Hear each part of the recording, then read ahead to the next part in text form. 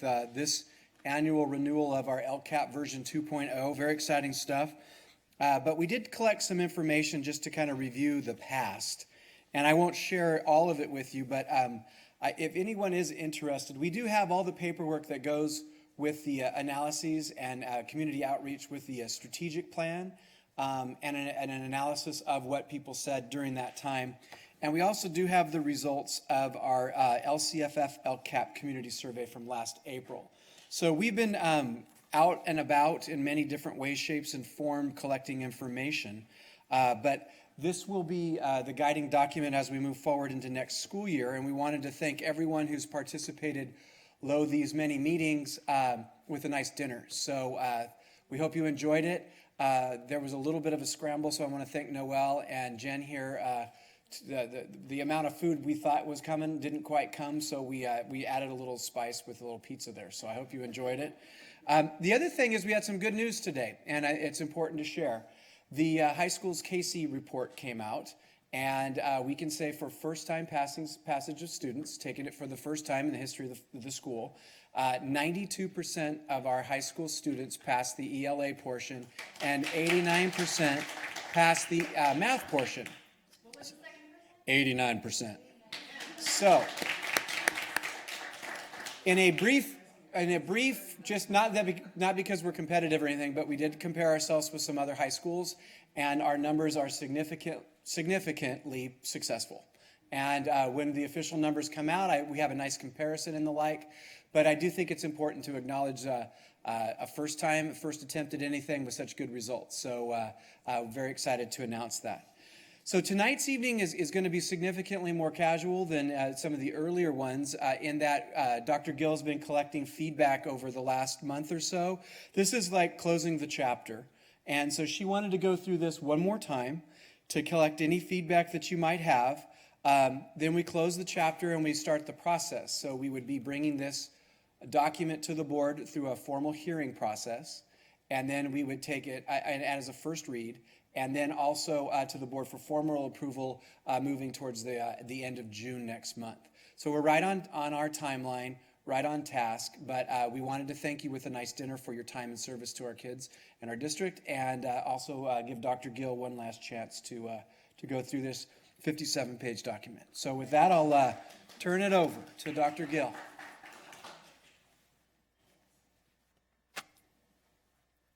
Thank you, Dr. Nicholas. Good evening, everyone. Come on, I know you have more energy than that. Let's do it again. Good evening. Good evening. How's everybody doing today?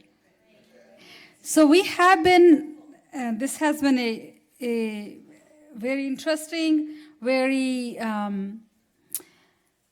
cohesive, collective, collaborative process because not only we have been sitting as a DAC committee, I also hear feedback often from the school sites, from the DAC committee, from all sorts of sources.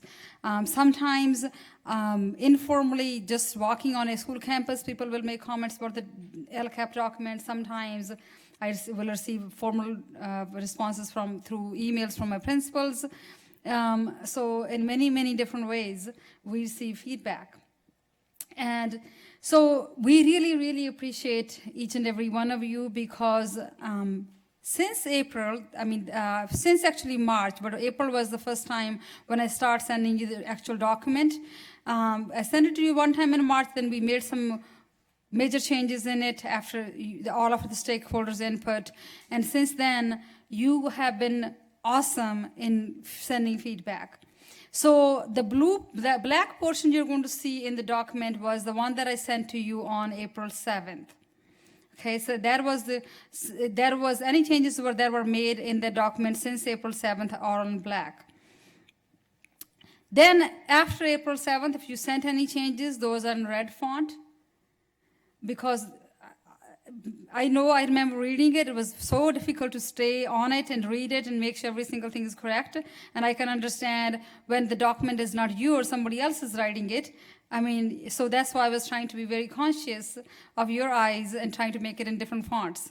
So the red font is anything that you have sent feedback from the April document. Then you sent it. Then we revised it again after our last meeting. And then any changes you sent since then were in blue font. Okay, so I sent that feedback to you again. If you sent any feedback today, and some of that, or today or since last week, some of that is in blue font and some of that is in green font. And the green font is the one that just came recently off the press today. So, so that's how we have been differentiating. And then we also went to, Alvina and I went to the county office meeting. We also received input from them generally based on the actual scoring guide. So we have made some changes based on that. And then finally, one of our parents who is absent today, she has been here for all of the meetings. She actually works for one of the counties in the Bay Area, and this is her actual job. Her job is to review the districts. She works at the county office. Her job is to review the district's LCAP documents and make them pass or fail or whatever they call them. So she actually gave us input and feedback from that perspective. So she actually she said, I had the rubric sitting next to me and I was able to, provide tons of feedback. So we have been receiving lots and lots of it. So we're going to try to make a final effort to go through it together to see if you see something. If you would like me to email it to you, I would be happy to do that. This is the same exact document that I sent to you during the daytime today. I already saw, you already have it in your email. Our goal is, after we go through it today, if you suggest any changes, we make those final touches, and then send it to the county for their preliminary review, because they do give us a preliminary feedback at this point. And then also we will like to add it to our board agenda for the first read. Then by the meeting that happens in June, first meeting of June, that's when we will bring it to the public hearing. By then we should receive the input from the county office as well. And then we will, based on county office's input, we will make some changes, bring it back for the public hearing. The document that will bring public hearing should be the same exact that we will bring to the actual board approval, unless there are some comments or anything that comes up at the public hearing that we need to make changes in. So I just want to make sure I explain the process to everybody. And after the board approves it, within 5 days after that, we have to submit it to the county office. So any questions on the process from here on until the end of June? So us, it feels like taking a test. You know how the kids, when they take a test, that's what it feels like.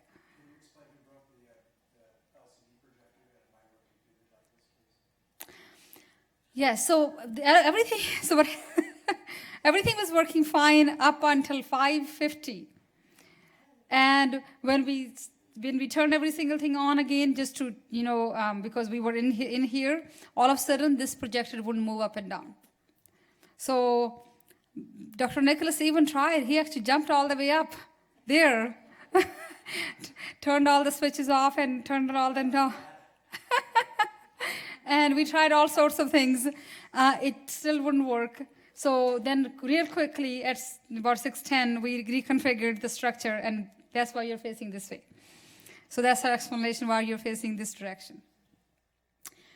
Okay, so I'm going to go through this document real quick. And I'm going to go over it very slowly.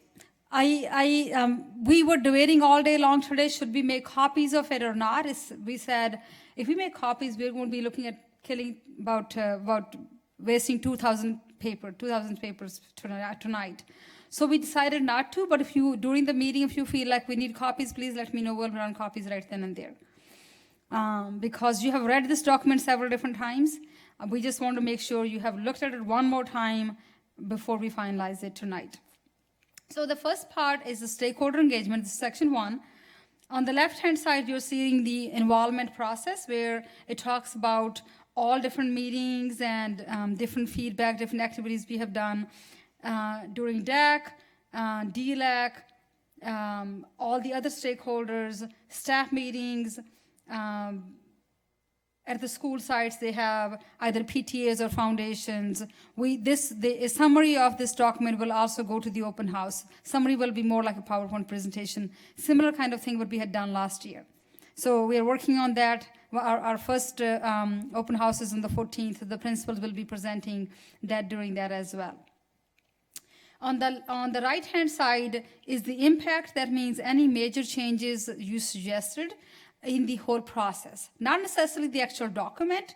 Those changes will come later on. I'm going to go over that. This is more of the process, more of the major things, such as we talked about the identified needs, goals. We reviewed those, revised those. Then we agreed to continue with the 5 goals that we have in our district, but we actually changed the details because we went through a process, through an activity in here on that.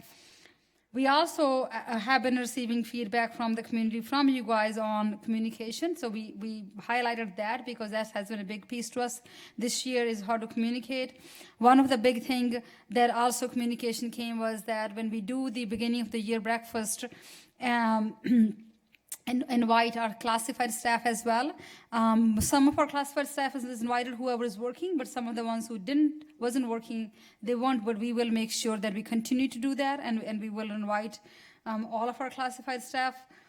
And then the final piece in there is that we talked about in here what we are doing through our actions and services, and then through our identified goals and measurable outcomes, what we're doing with the Common Core units of study, what we're doing with our Music Gate, those programs. Now that feedback also came from the Music Gate Committee, because there are different committees who work on different things.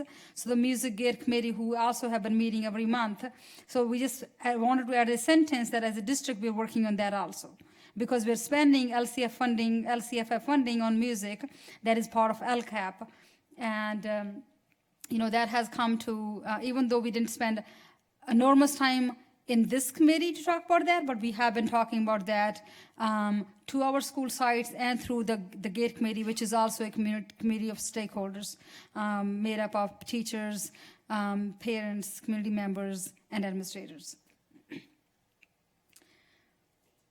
So this is number 4 and number 5 are mainly just the next steps. 5 specifically, how the DAC will be taken. We will be taken to our governing board, and governing DAC is the overviewing, and DAC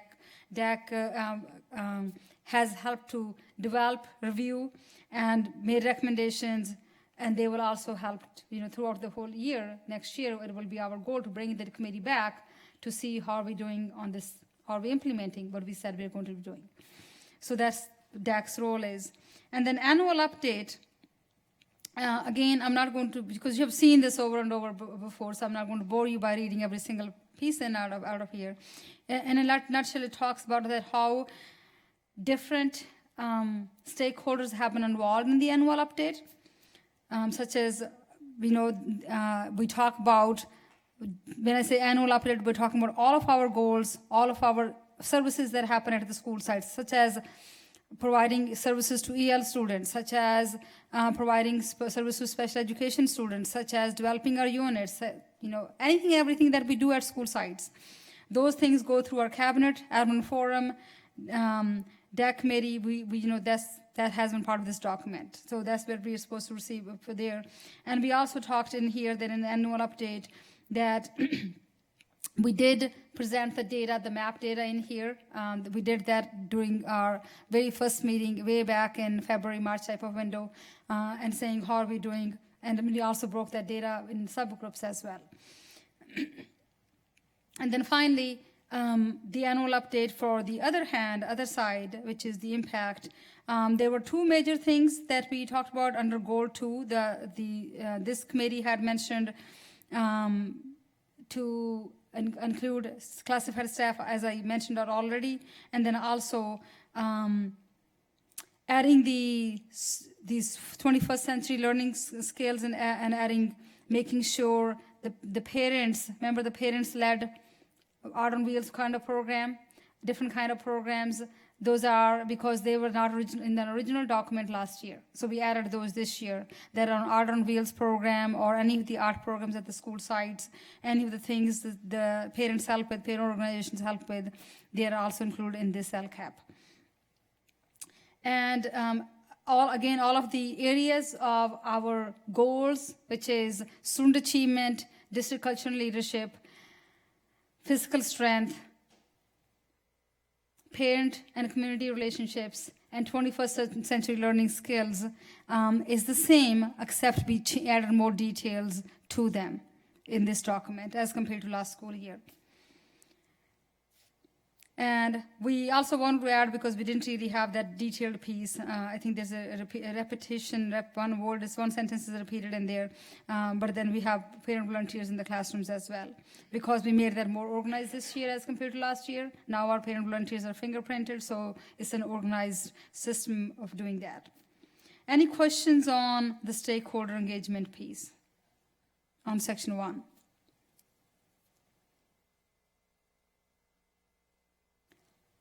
This is the most boring meeting, I admit that, because all I'm doing is going over all the details, which is very, very important, right? So we want to make sure we do this personally together. So I apologize for being so boring, but I'll try my best to do dances in between or something like that. Just joking. Section 2 focuses mainly on each of our goals.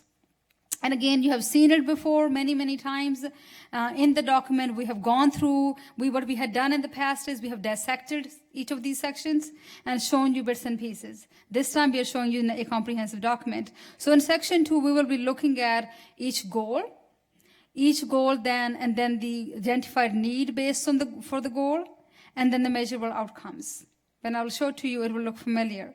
Then we will be looking at actions and services for each year within the next 3 years, for each of those. Okay, so here we go. Section 1, student achievement. Here's our goal. Again, you have read it. We have gone through it. I'm sure you remember we did lots of activities with it, especially one day we just spent on this in here. Then the next one is the identified need. This is our need for that goal. And then finally, which students does this goal applies to? In other words, applies to all schools, all students, but specifically subgroups as well that are focused through supplementary funding. So we have to specifically write that down as well. And then finally, these are the measurable outcomes. And this sentence in blue sentence were just added. We actually reflected on our own selves. We said we have been talking recently about summer school, and also to reduce the number of D's and F we have at the high school by certain percentages, so we added that in there also as one of our measurable outcomes. So we'll continue working on that. And actions and services for 2015-16. Again, you have seen that, so I'm going to go through this quickly. Unless you have questions, please stop me. Okay. So student achievement entails assessments. Let me go back one more thing before I do that, is I want to also highlight and show you these different things right here, which are the priorities. Let me see if I can, right here. These are the priorities right here. These are the priorities that are aligned to student achievement.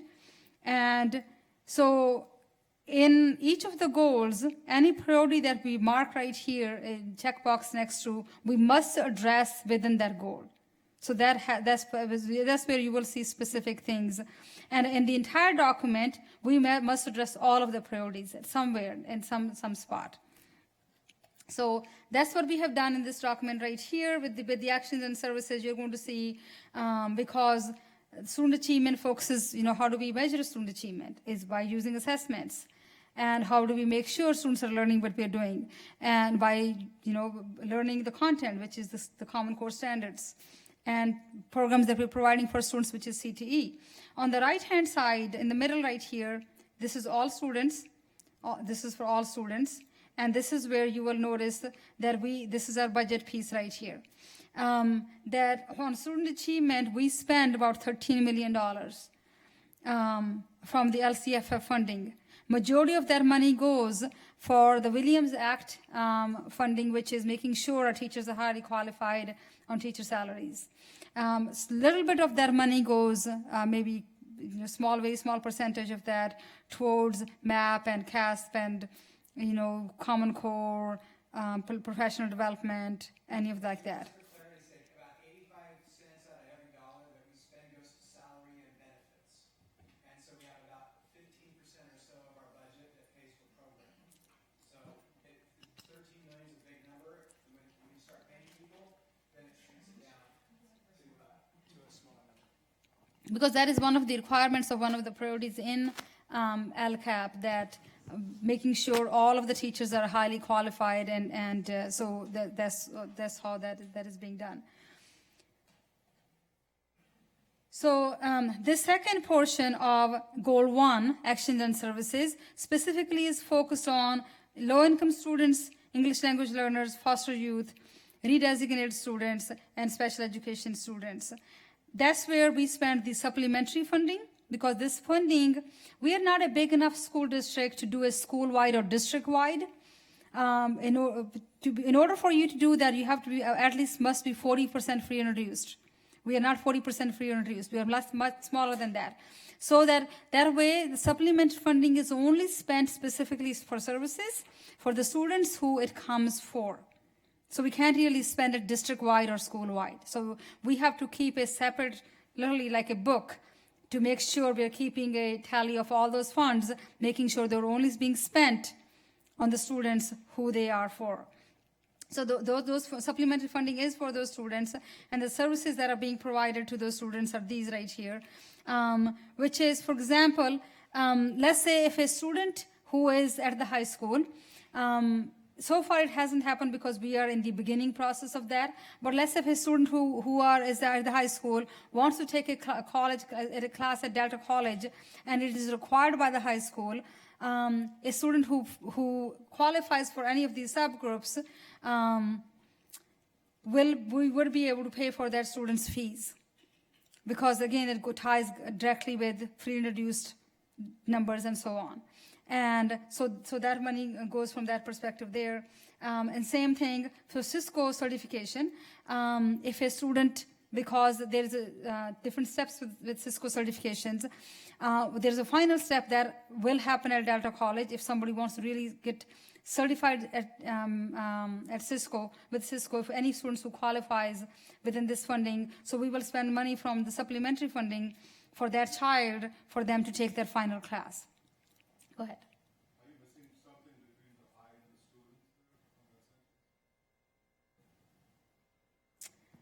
student? Sorry, say it again, where? The first line, they're partner with Sun, Logan, Delta College. To offer for the high school students. Perfect, thank you. This is what we needed. See, when you're typing typing a 59 pages document, once in a while these kind of things happen. Thank you. 36 pairs of eyes are better than one pair of eyes, so really appreciate that. That's perfect, thank you. High school students.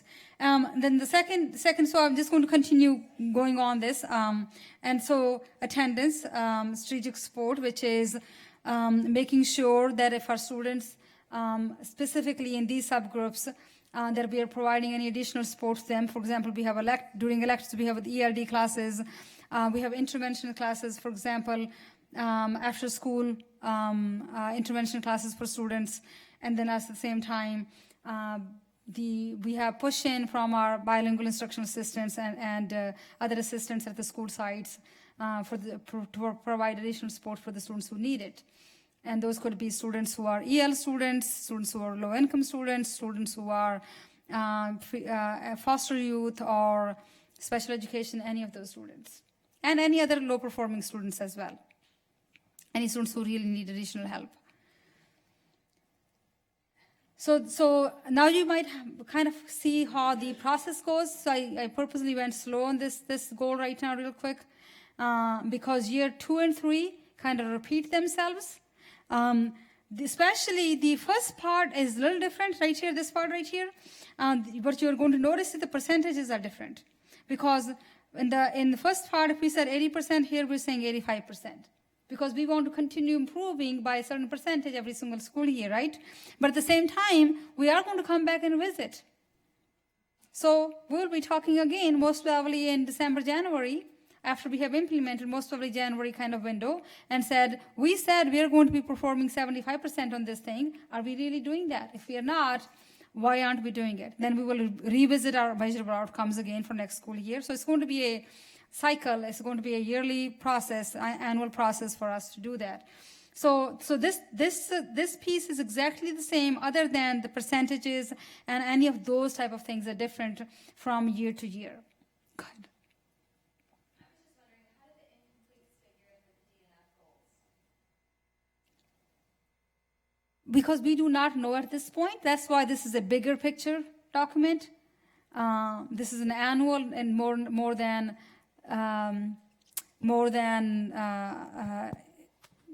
just a smaller document saying this is what we're going to do. But the incompletes right now is being counted in 35%. So we are assuming that because those 169 students, incompletes were those in there. Incompletes are in there. So the other part would be, Lynette, that at mid-year next year, at the end of the semester, we would be able to look at the high school grades, and if there's not a significant reduction in incompletes as there is in the first semester of this year, then that needs to become a goal that's clearly delineated, and then a reduction plan gets put into place. Right now, it's first time, first try. Here's the number we have.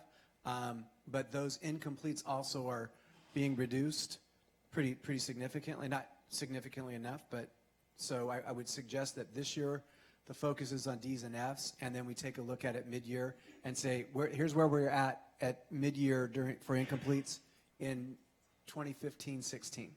And then we have to really take a look at how that goes. Is it just this first year we have a lot of incompletes, or is this going to be an issue moving forward?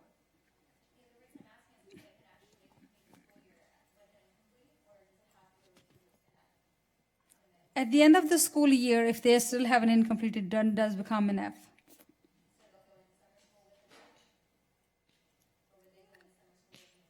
They will go to summer school with an F. Mm-hmm. So there's the incompletes at the end of the first semester, and then there's incompletes. My understanding was that they would be able to continue to work on For the first semester. For the first semester, it will turn into an F if they haven't completed. For the second semester, they'll continue working on it. Go ahead, Mr. Seamus, you were explaining it. My understanding was that they were going to continue to work on, even if they had first semester incompletes, they could continue to work on that to make that up as well. And, During the summertime, you mean? yes. That's awesome then. Depending on how far along in the curriculum they were, they could retake a course the following year if they needed to, instead of making that up in summer school. So let me clarify and correct myself, so make sure that we understand it correctly, so everybody else understands correctly.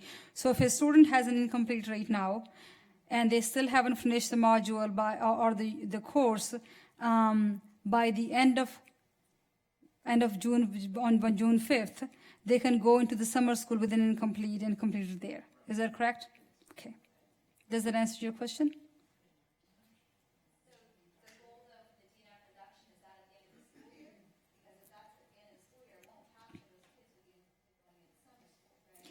We're looking at 2016-17.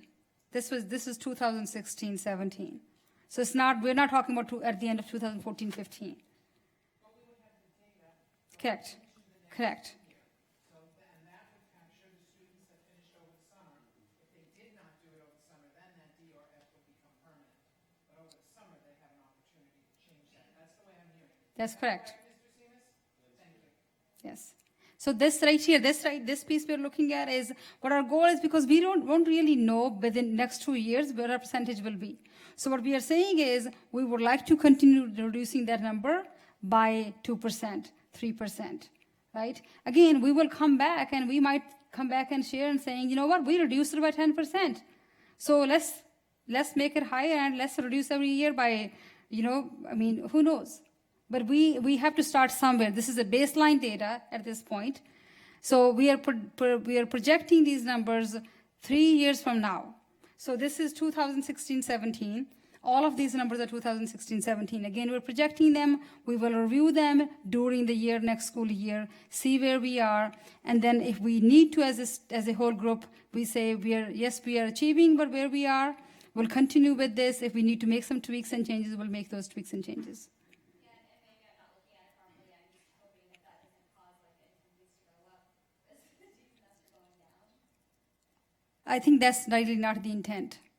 That's something, that's why we're revamping in our program and trying to work on that. Incomplete says it's keeping kids from having the D's and F's too high. Correct.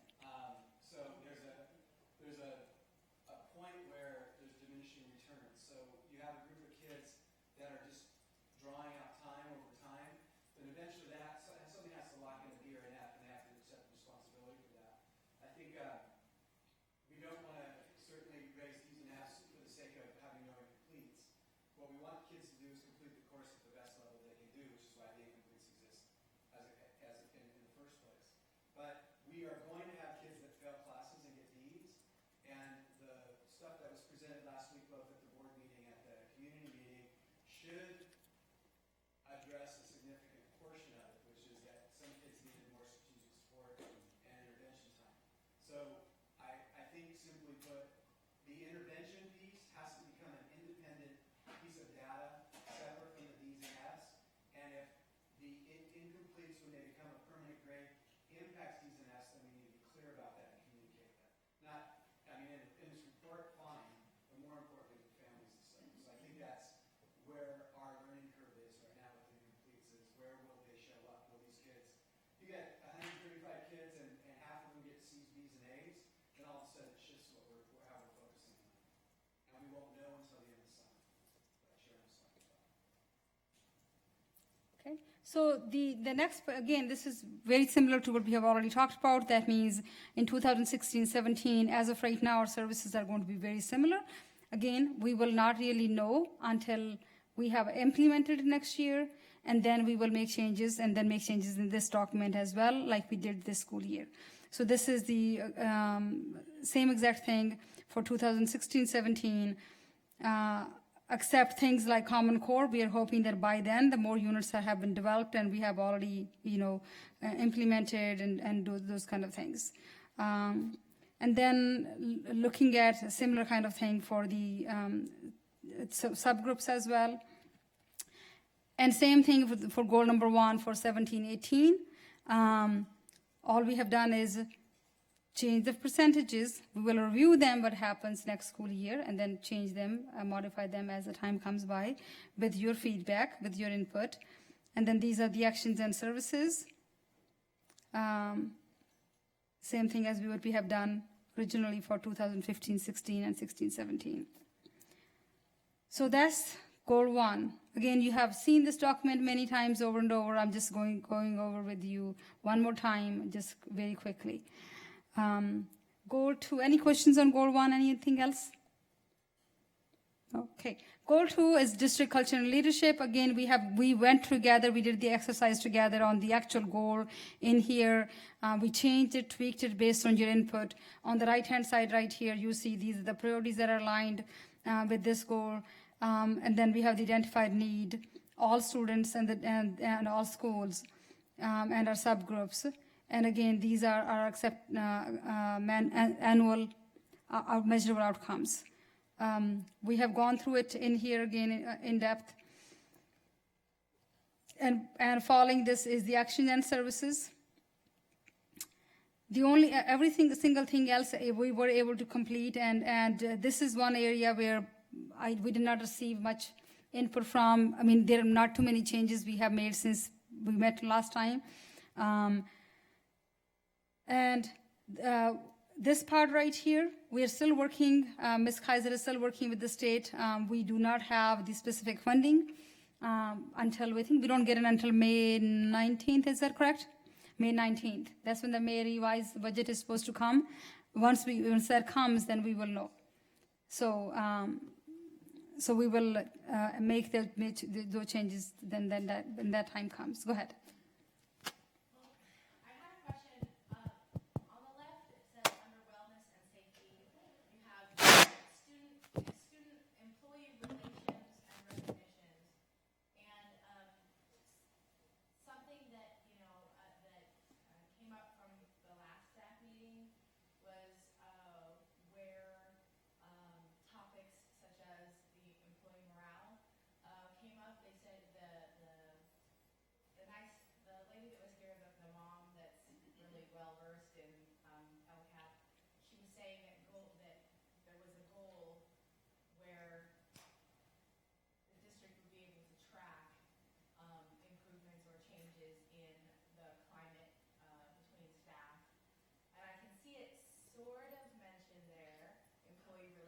Correct. recognition. What numbers are being tracked? What data are you using to track Is improvement? So in this case, wasn't really specifically we were looking at data, but something we're open to stakeholders' input if there is something, if we want to track it that way. The purpose here was recognizing our employees, such as, for example, we are going to have a recognition like we did last year. We're going to have that this year. Providing, when we, have beginning of the school year, any professional developments, lunches and breakfasts and mingling opportunities for employees. Same thing, we have month of the assemblies, student of the month assemblies, trimester assemblies for students, or we recognize our students at the board meeting once a year also for any students who have, earned some distinction awards or those kind of things. So this is what this is referring to regarding district culture and leadership. There's a survey that students take in 7th grade and 11th grade. That's a state survey. It's called California Healthy Kids Survey. I had presented the results of that survey during this from last school year. When we did our meeting, I think that was way back in March or February or March, one of those meetings. And then where the kids talk about how they feel in school, do they feel safe? Do they, do people care about them? How do they like school? So, so we have those scores as well at that time. So that's what we have so far. I'm specifically focused on employees, and because that has become an area of focus and conversation, that is included in the district's goals as something that they're tracking. And a suggestion that could be made is a recognition of employee anniversaries.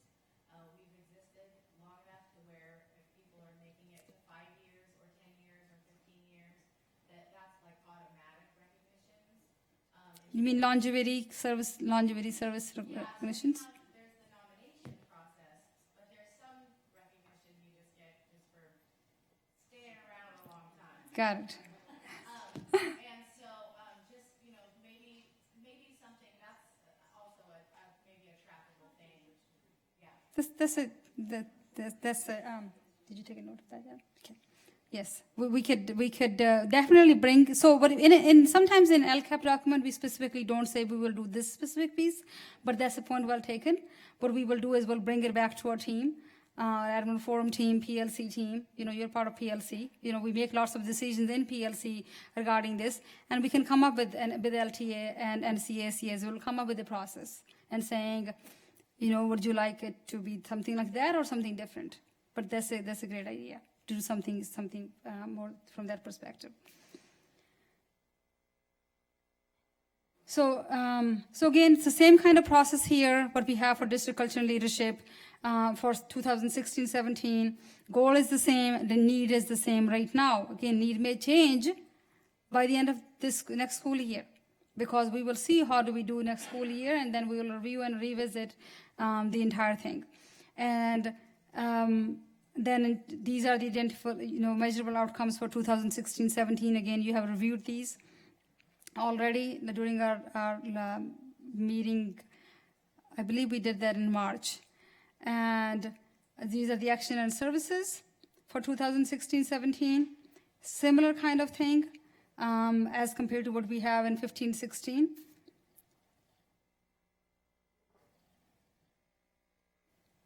And 17-18, same thing for goal 1. Goal 2, sorry.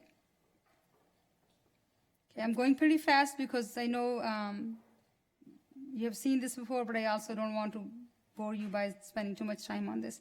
Any questions on goal 2?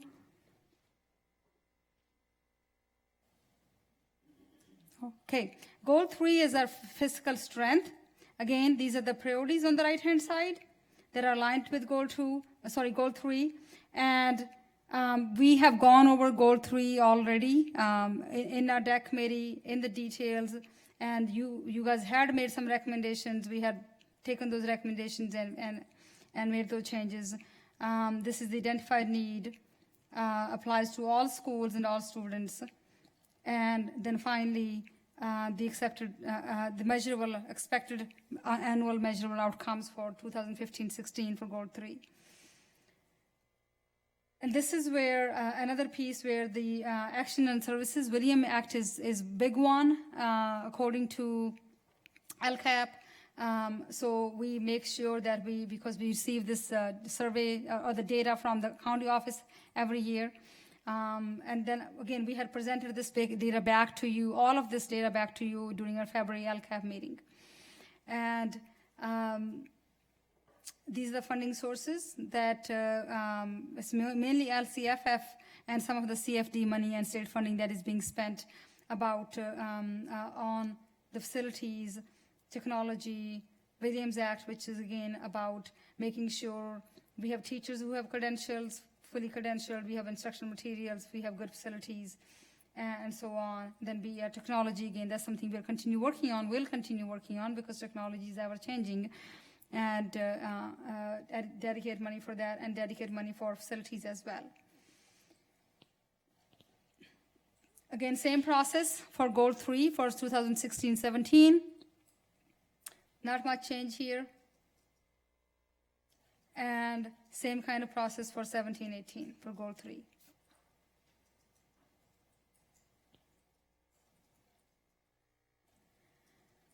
Questions on Goal 3? Again, if you need me to slow down, please let me know. You're saying no. Okay, Goal 4, parent and community relations. Because you've seen this so many times, so I'm just doing one more time, making sure we have all seen it together, even though individually have seen this document. Again, on the right-hand side, we have the priorities.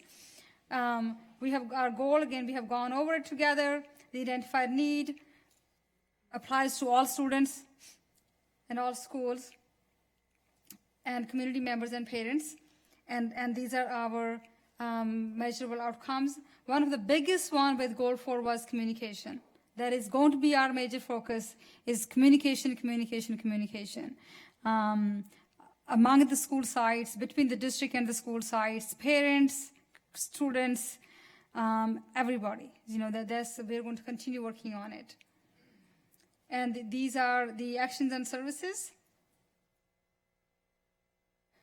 And I want to give a shout out to our parents because majority of the things we do in our community and our schools do happen along with our wonderful staff. They do happen because of our parents. Because there's no way our wonderful, great staff members can do all those kind of things by themselves. So our parents are extremely involved, and we really, really appreciate that. Because without you, we would not be able to provide all these services and support to our students. So we really appreciate you volunteering in the classrooms, you volunteering to coach events, coach things, helping our people any shape, way, and form. So that's where, so that's why for us it's a major goal, is community and parent relationships, because we really want to make sure we have great relationships with all of our community members, all of our parents. And that's why our biggest action and service here is the communication. The huge thing to us is, and we're going to continue moving, and this is an area we can provide. And please give us any feedback we want to, that you think we need. Go ahead.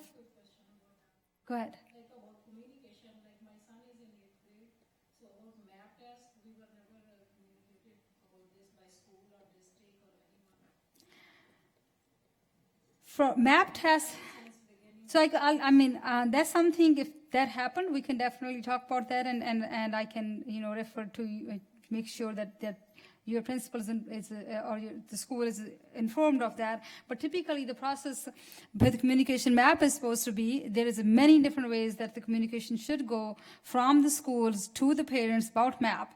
Number one is through the school newsletter, through school. Sometimes they even send, phone calls and emails. But teachers are the key communication front lines, because teachers do inform the parents when the map test is happening. Not only that, and during this school year, I know that during parent-teacher conferences, teachers even shared the map scores with the parents and saying, here's your children's map scores. And at the end of the school year, June 5th, you will also be seeing the end of the school year map scores going home at that time. Yeah, we will get that later on, but I'm talking about map test. Before map test, we didn't know like what kind of test it is, told us students are going to take this test. So How the communication is working on this way. again, but this, again, point well taken. We will reflect on our practices, making sure that we're doing even a better job. But again, those kind of communications do happen at back to school nights. Because when the teachers are presenting and informing the parents and saying this is how the school year is going, MAP should be part of it. We actually did several workshops last school year.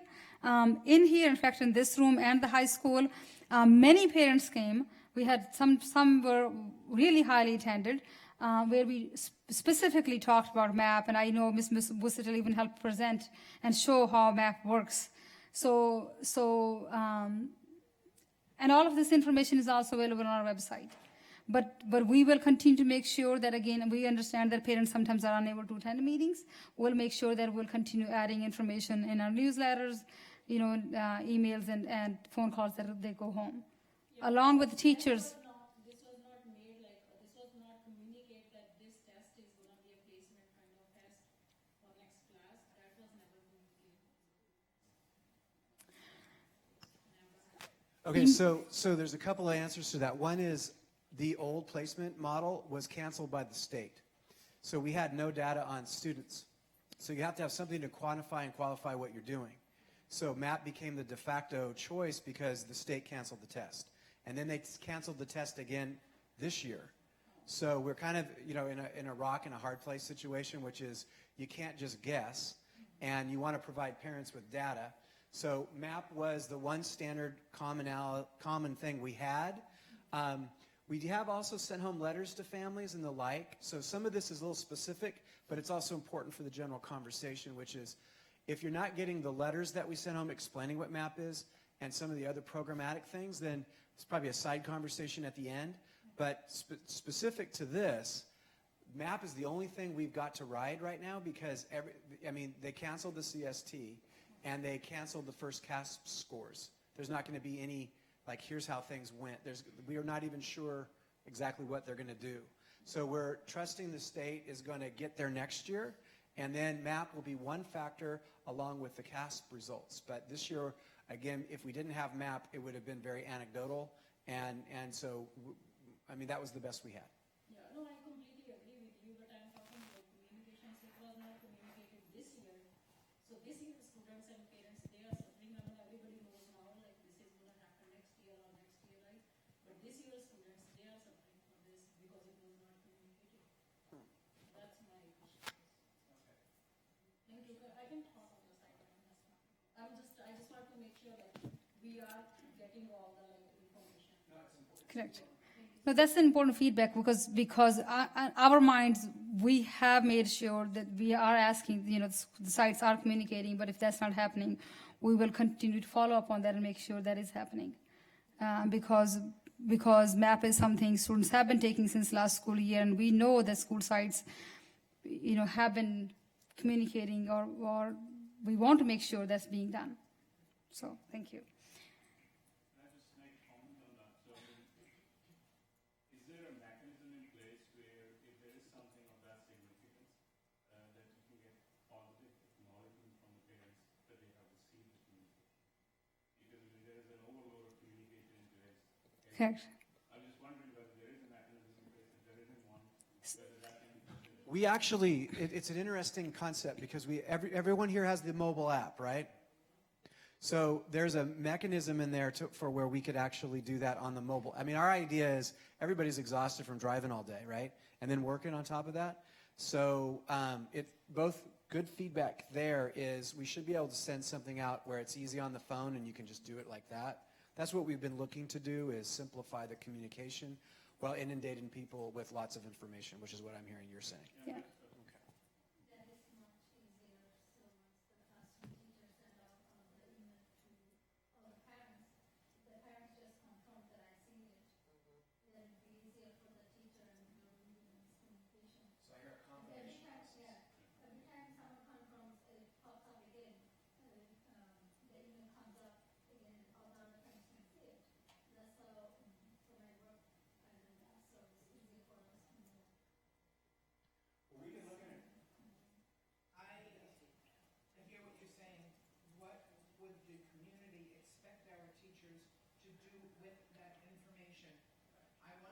teacher teaching. I don't want her sitting in front of a computer for hours logging how many parents saw this and who else do I have to contact. We have many, many ways that information goes out. Time set for that too. Excuse me?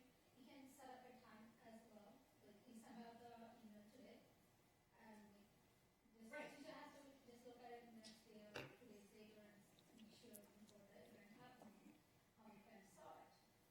And then that way she can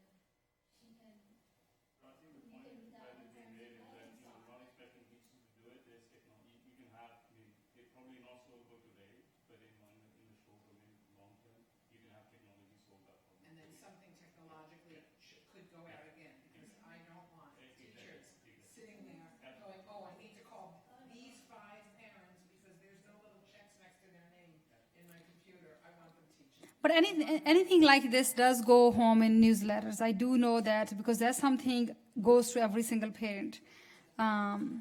So we make sure of that. Despite the fact that we're in 21st century, there are parents who just simply don't read emails, simply don't listen to things. I mean, I send out emails with all these instructions, all kinds of stuff, because I never got it. Okay, send it out again. But some people just aren't into it, right? And we just have to accept, I think, realistically, the facts that there are some parents who just aren't going to do it no matter what we do, and that's on them, frankly.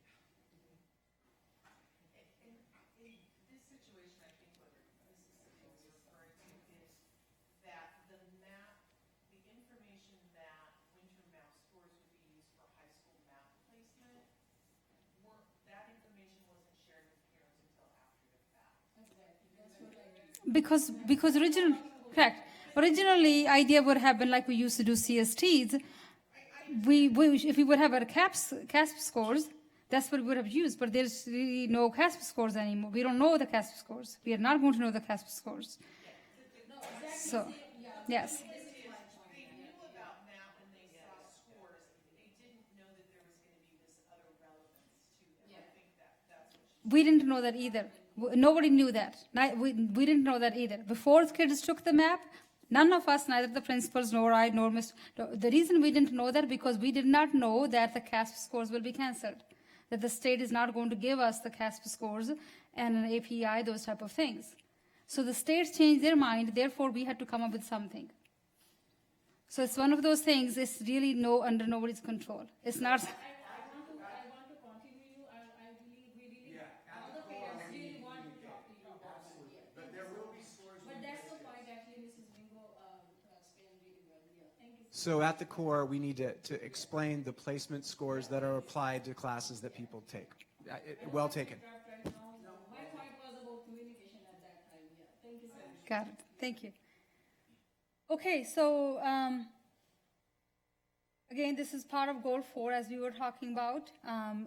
Our goal is one of the supplementary funding in here talks about as well is we have to make additional extra go out of our way efforts to include parents from low-income English language learners, foster youth, redesignated special education, and any other subgroups that are not listed here, go out of our way to make those efforts. Some of our, like our director for special education, her focus is special education, parents with students with special disabilities. We also have our DAC. I'm sure some of you here are DAC, like you would see phone calls after phone calls. They're trying their best to do anything and everything. Our assistant principals and the entire DAC committee is trying to make sure that they're making any and every effort to invite the English language learners' parents to these meetings. So sometimes everybody's receiving the phone call, but the whole point is to invite them to, talk to them, to bring them to the table so that we have them. So we'll continue making those efforts in future years as well. Again, the same kind of thing for Goal 4, for parent and student, parent and community relationships. In 2016-17, these are our measurable outcomes, and these are action and services. As I mentioned earlier, our major focus is communication, parent involvement, and then focusing on subgroups that are subgroups in our district. And same thing in 17, 18. So this is the same exact thing as just talked about. Any questions on goal 4? Any other questions?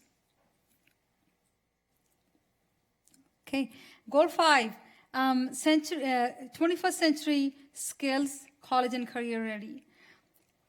These are the priorities that are aligned.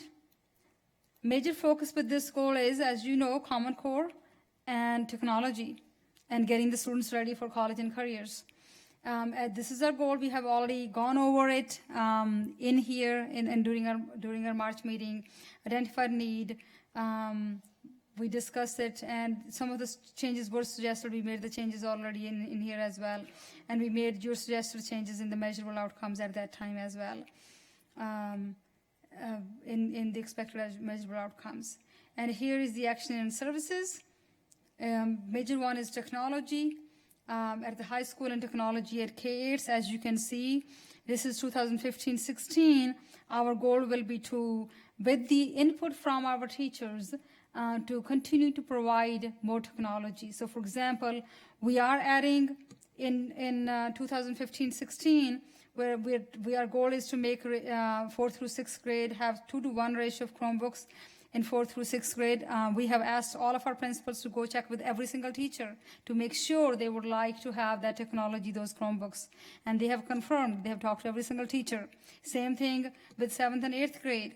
8th grade, most of the teachers already had 1-to-1 Chromebooks in their classrooms already this year. Not all, but most. But 7th grade, we have asked every single 7th grade teacher. And of course, they all jumped with joy and said yes. That's what I found out from my principals. They have talked to every single teacher.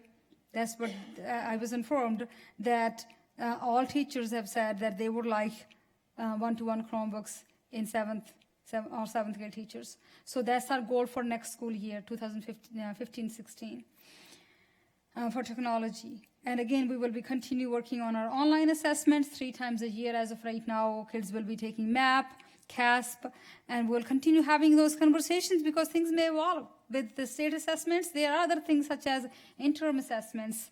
Depending on how good they are, right now we don't know how good they are. If they're really good, we may, tweak some things and change some things. Sometimes that happens because when you're trying to implement a new system, and we learn new things may happen, but we'll talk about that if that happens, that comes.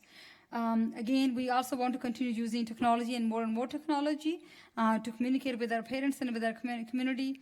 In Tapia app, if you haven't downloaded in Tapia, please do that because you can access all schools, every single thing you can think about through in Tapia app.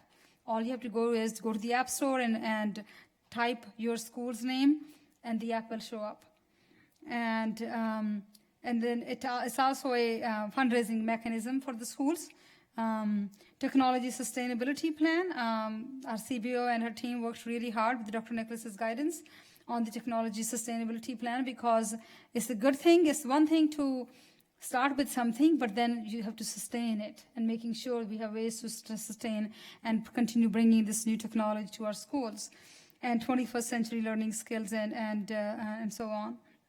And sometimes, this is an important point I just want to make, that sometimes we hear from some of our stakeholders that it's important, it's difficult for the students to use technology. We understand that, we recognize that, but we also need to recognize that for all the state assessment the kids do, they are not paper and pencil anymore. They are online. If we don't have them practice and use technology throughout the year, and we expect them to do their last assessment, which is the big assessment, SBAC, at the end of the school year by using Chromebooks, they wouldn't even know how to use a Chromebook. So it's critical for us to continue to have, giving experiences with the technology throughout the school year so that it becomes second nature to them and they can use technology. And then again, it's a tool, it's a skill because, majority of us use the computers and that's all we use these days, right? We don't write anymore as much. But we do focus with writing as well with our kids. That's why our student achievement goal is mainly focused on making sure that we are using paper pencil, teaching the kids how to use paper pencil, all those tools as well. So they become really lifelong learners. Technology and and using the traditional system. So here is 2016-17 measurable outcomes. Again, go ahead. The extracurricular activities like here, HOSA and other stuff. Do you guys know that for DACA? Will we start that yet? Say it again. DACA for the business. Yeah, it's there. It's already there. It's not listed. Yeah, it's not listed there. We'll add it. To make a note, we'll add DACA in there. It's already there. Yes. And some of these things, for example, mock trial, we started it. It's spelled wrong too. We started it. We didn't really have a solid team, but this is 2015-16. So our goal is, as you can see up here, that our goal is that next year we really want to have comprehensive teams of these, and at least, have all of them, because this year we had most of them except mock trial. We did not actually go to compete. All the others actually did compete, but we have DACA as well. And then we are proud to say Mr. Forbear on the other day did explain this, that 40 of our courses have an already UC and AP approved at the high school. So we have already been WASC accredited and 40 of our courses are already approved. So that is part of our LCAP as well. So, that's something we are very proud of, that they're actually moving forward on that. 2016-17 measurable outcomes, again, similar, except the percentages are a little different because we want to continue moving forward. For example, what you will see is instead of 3.0, it says 3.2 GPA, because we want to continue moving forward and increasing one step at a time. And then action and services, very similar. Again, things may change. As they will change, we will change our actions and services too for the next LCAP, if based on your feedback, our community's input and our stakeholders' input for next school year. And then 2017-18, very similar to what we have already been discussing for the past 2 years. And the funding here, again, similar kind of thing what we have been talking about, this is actually for all students. Funding source right here is the lottery funding, LCF mainly. And then along with this, our goal also is to continue writing grants. So if any of you are really good with writing grants, please talk to us, because we can definitely use help with the grants. I mean, we received a major grant recently, and our goal is to continue writing more. So that, we can provide more opportunities and more tools for our students. And it should be noted that 2 of the 3 grant writers on the $518,000 grant that was earned by our district for career technical ed are in this room, Dr. Gill and Mr. Seamus. That's $518,000 for a school district with only 3,600 kids. That doesn't happen out very often. So, thank you, Dr. Nicholas. So that's what our goal is. We want to continue working on that. I will request to our parents, since some of you are sitting in here and some of you are listening to us, you might watch the video afterwards. Some of you work in the Bay Area companies, big companies do give grants to the employees' districts if the employee sponsors us. So I sometimes, if you are working in a school district, my email address is kgill@sjcoe.net. If you have a company like Safeway is one of them, Google is another one. If an employee says, all you have to do is say, I sponsor, that means you can give your name to me and we can put your name, then we qualify to write that grant. Many companies will not allow a school district to write a grant for them, from them, unless they have an employee who sponsors the school district. So if you work for a company, even if you don't know if your companies give a grant, even if you just give us company's name, we can do the rest. Because many of the companies do that. All we are looking for is an employee's name from a company. If you work there, we can put your name and saying, so-and-so is a parent in our district. That's it. Offhand, I know Google does that, Microsoft does that, Safeway does that, Wells Fargo, all of these employee-sponsored grants. I mean, these are the 4 that I was just working with recently. And There are tons, there are hundreds of companies who have those type of grants. If an employee works there, we can write the employee's name, then actually, that's the first step to apply for the grant. We can't even apply if there's no employee works in the, because they also want to benefit their own employees. I can talk to you offline on this because I mean, if I knew what companies, then I can, I mean, knowing people over here who work for, you know, tech companies and some of the names that, would probably get people together to give, you know, just not just one name, but a group of names. That would be great. You could be maybe our liaison person between the community. Okay, you just signed up for a job right now. Thank you. I'll definitely talk to you after this. Well, yeah, that's how we make things happen. You know, when we ask parents and they say something like that, and like for example, the Intapi app, it didn't just happen randomly. It was a parent from Bethany School I was talking to, and he said, "How can we help you? Because you guys as a district do so much for our children."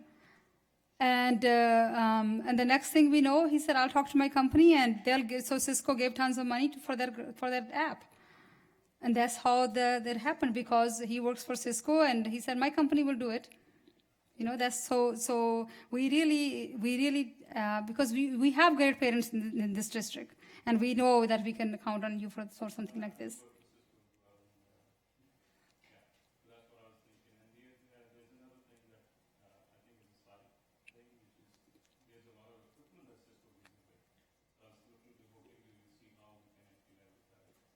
That's perfect. I'll definitely be talking to you afterwards. Thank you.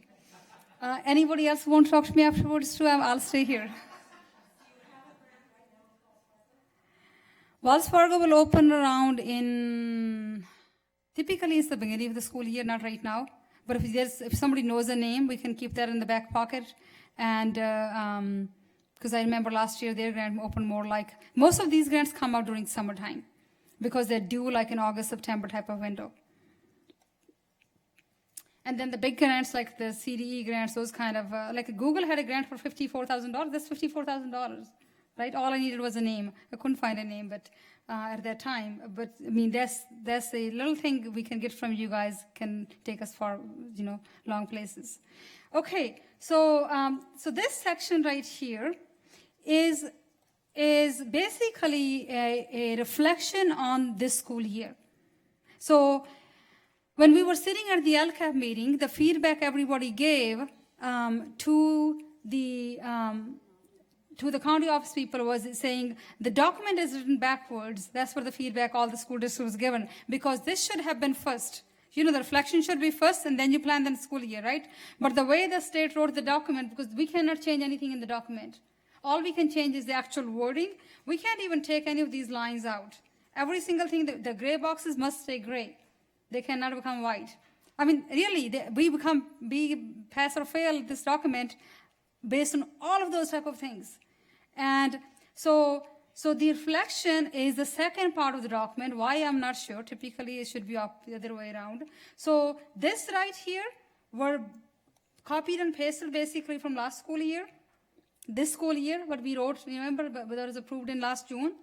And this is what we actually did. So what we did was we actually said this was written for student achievement, but we actually ended up doing this. So majority of the things were similar, but a few different kind of things. And this is where we also reported some of our data, because in the actual document, there is really no place to actually report data, other than measurable outcomes. That's where you actually saw it.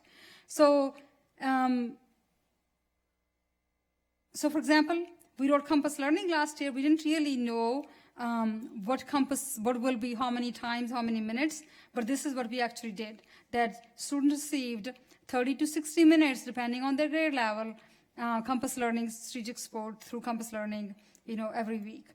So this is where we actually wrote what actually happened in our district. And what were this is for EL student scores. So I'm not going to bore you with it because you have, again, seen the same document over and over and over. And this was the changes we made in April based on the feedback that we had received. Any questions on this? Anything we missed? So again, this is continuing on that piece. Also the budget, because this was our projected budget, as you can see, the numbers are a little different. This is the actual, what we actually received and spent. So we are supposed to report every single penny. So we keep an idea on saying what we actually said last year and what we actually spent. So you can actually see, so this is the funding source. This is how much we said we're going to actually spend. This is actually what we ended up using. And then we project based on this school year. Okay, so this actually tells you what we projected. This is actually what we did. And then right here, same thing is continuing. This is an ongoing document with EL services. Again, this was, so I really appreciate all of you guys because some of you went and looked at the document so detailed. I even had this kind of feedback and saying, in this sentence, you wrote down in this sentence, you wrote down who's providing the EL services for K-5. Please put that in here too. So some of our stakeholders read every single piece, every single word of the document, which is really cool. Because that's why this thing is sitting in blue right now because I received it last week. Okay, so we again, it shows that this is a community effort to put this document together because many of you have read it, many of you have gone through it, many of you have provided us very specific strategic feedback on it. So what changes we made, we said in here that we kept the goal the same. This is the overall. And we changed the wording in the goals. Remember how in March meeting we sat in here and then the same document same PowerPoint was shared by the school sites at their meetings as well. And so the wording in the goals changed, the expected outcome changed to be making more specific and then also align it with identified need. So that's what the major change we actually did. The action and services obviously have to go along with the need and with our goals. So you kind of got an idea that how this part of the document works. So this part of the document again is great thing is very consistent. That means how goal 1 is, goal 2 is the same way, goal 3 is the same way, but whatever you do for one thing, you have to do for every single thing. So this is goal 1, a reflection on goal 1, and then you guys might be thinking, when is she going to stop? Right? Page 59. Because this is so boring. There's few more pages left. There's light at the end of the tunnel. And again, these were the priorities we had identified last year. When I said last year, at the end of the school last year when we were writing the LCAP, this is the copying and pasting from last year's document. This is what we actually did this year. So we went through, if we didn't do something this year, we didn't write on this side. If something wasn't here, but when we actually did it, we actually wrote that in here. So all those pieces that were not here, for example, Guru, you don't see Guru because we didn't really start talking to Guru people until like summertime. So in our last year's LCAP, there was no Guru. This year, we actually brought Guru in, so we added that in here. That's what they want us to do. If we don't have something, we're supposed to go back over every single detail and add every single piece that we think through, and we did. So this is, like as you can see, this is ongoing. All of those details about every single piece of the document. The funding source, again, this one stays the same, as you can see. Here, overall, again, the goal was the same. This is something we kind of did the same exact thing because all we did was change the wording. We have to justify every single thing. If we change the wording and goal and identified need, we have to explain that. We said our goals overall are still the same, which is student achievement and all those kind of things, but the details are different. Okay, there's a blank page right here. Okay, so goal 3, same exact thing. What we actually wrote and what we actually did. And some of the things are same exact, some of them have changed a little bit, tweaked based on what we have done. This right here, like for example, we didn't know this is going to happen. It already happened, so we already did that. This is happening right now, which is schools submitting the A through G approval requirements, so that's happening, so we added those kind of pieces in here. So this is the second part of that piece. Overall, similar kind of thing what we have been talking about. The goals didn't change, the details changed. Same thing with the goal 4, which is parent and community relationships. This is what we planned for. This is what actually happened on this side. We talked about, having in TAPI app, which we changed. EduLink, we used to be a different company, so now this company in TAPI did not exist at that time, around this time, so it wasn't here, now it is. And any of the other pieces as well. Okay, so again, that's continue for that goal. Okay, so everything keeping the same. The last goal is 21st century skills. Same exact thing as last year, made some changes right here. And as we made changes, we wrote those in here, and then in saying the funding, you can actually see this is where we spent, because we bought a lot more computers, Chromebooks. We originally in the last year did not plan to buy Chromebooks for all 8th grade students, remember that? We actually ended up buying them during the middle of the school year for 8th grade. So the amount of money that we actually spent changed, and it wasn't only that, there were other pieces too that we ended up adding others to, for example, PLTW, and we had to buy some laptops for some of the classrooms for Project Lead the Way classes, because the program wasn't working on Chromebooks, so that's why this number right here changed.